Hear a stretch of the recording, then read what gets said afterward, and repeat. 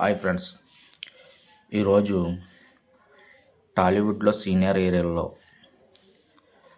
Number 1 hero ఎవరో ఒకసారి చూద్దాం. అది ఏ విధంగా నెంబర్ 1 హీరో అది కూడా చూద్దాం. ముందుగా 4వ స్థానంలో ఉన్న అక్కినేని నాగార్జున గారు చూద్దాం. ఈ మధ్యకాలంలో ఈ ఇన్ఫర్మేషను 2020 నుంచి 2025 వరకు 5 సంవత్సరాలకు ఒకసారి మనం క్యాలిక్యులేట్ చేద్దాం. కాబట్టి ఈ 5 సంవత్సరాల్లో అక్కినేని నాగార్జున గారు సోలో హీరోగా ఒక్క సినిమా కూడా తీయలేదు. నా సామరంగా తీశాడు, అది అల్లరి నరేష్, రాజ్ తరుణ్, మల్టిపుల్ నెంబర్స్. ఆ విధంగా అక్కినేని నాగార్జున గారు 4వ స్థానంలో కొనసాగారు. ఒక్క సినిమా కూడా లేదు, ఒక్క 100 కోట్ల సినిమా లేదు, ఒక్క 1 మిలియన్ మార్క్ సినిమా కూడా లేదు సోలో హీరోగా. తర్వాత 3వ స్థానం వచ్చి చిరంజీవి గారు. చిరంజీవి గారు నుంచి 3వ స్థానంలో ఉన్నారు. ఈయన కూడా ఈ 5 సంవత్సరాల్లో సోలో సినిమా లేదు.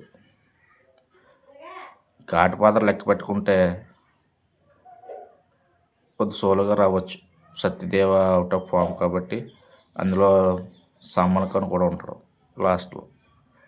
అది లెక్క పెట్టుకుంటే ఘాట్ ఫాదర్ జస్ట్ 100 కోట్ల మార్కు అటు ఇటులో ఉంది కాబట్టి చిరంజీవి గారు 3వ స్థానం రావడం జరిగింది. ఇక 2వ ప్లేస్ వచ్చి విక్టర్ వెంకటేష్. ఈ మధ్యకాలంలో మల్టిపుల్ స్టార్ మూవీలు తీసిన F2, F3 అవి కూడా 100 కోట్లు మూవీస్ వచ్చాయి. F2 2020 ముందులే, F3 కూడా 100 కోట్ల సినిమా. అదేవిధంగా లాస్ట్ ఇయర్ వచ్చిన సంక్రాంతి వస్తున్నాం, అది 100 కోట్ల సినిమా రావడం, మంచి కలెక్షన్ రావడం, 250 కోట్లు గ్రాస్ పైగా వచ్చింది.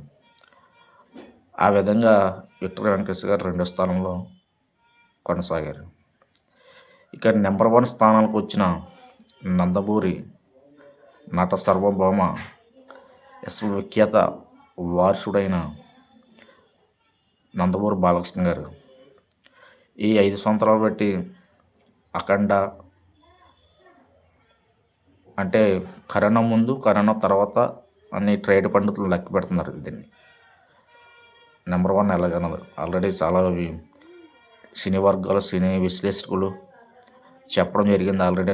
నందమూరి బాలకృష్ణ నెంబర్ 1 అని. ఒకసారి మీరు ఆ వీడియోలు చూసి చూడండి ఒకసారి, మీకు డౌట్ ఉంటే. కరోనా ముందు కరోనా తర్వాత. కరోనా తర్వాత బాలకృష్ణ గారు అఖండ 100 కోట్ల సినిమా, వీరసింహారెడ్డి 100 కోట్ల సినిమా, భగవత్ కేసరి 100 కోట్ల సినిమా, డాకు మహారాజ్ 100 కోట్ల సినిమా, రీసెంట్గా అఖండ 2 100 కోట్ల సినిమా ఇంకా సక్సెస్ఫుల్గా రన్ అవుతుంది.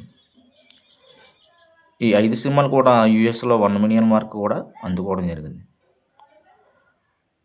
దాదాపుగా థియేట్రికల్ రైట్స్ అంటే జనాల ద్వారా రికవర్ చేసిన కలెక్షన్ 700 కోట్ల పైగా గ్రాస్ రావడం జరిగింది బాలకృష్ణ గారి సినిమాల ద్వారా. ఎంత గ్రేట్ ఒకసారి ఆలోచించండి. నార్మల్ సినిమాలు 700 కోట్ల పైగా గ్రాస్, ఇంకా ఓటీటీ రైట్స్ ఇవన్నీ కలుపుకుంటే చాలా 1000 కోట్లు దాడేసింది. అంటే బాలకృష్ణ గారితో సినిమా తీస్తే ప్రొడ్యూసర్లు మినిమం గ్యారంటీ హీరోగా మారిపోడు ప్రొడ్యూసర్లకి నందమూరి బాలకృష్ణ. ఆ విధంగా సినీ వర్గాలు ఆలోచించి నందమూరి బాలకృష్ణ గారి నెంబర్ 1 ర్యాంకర్గా డిసైడ్ చేశారు.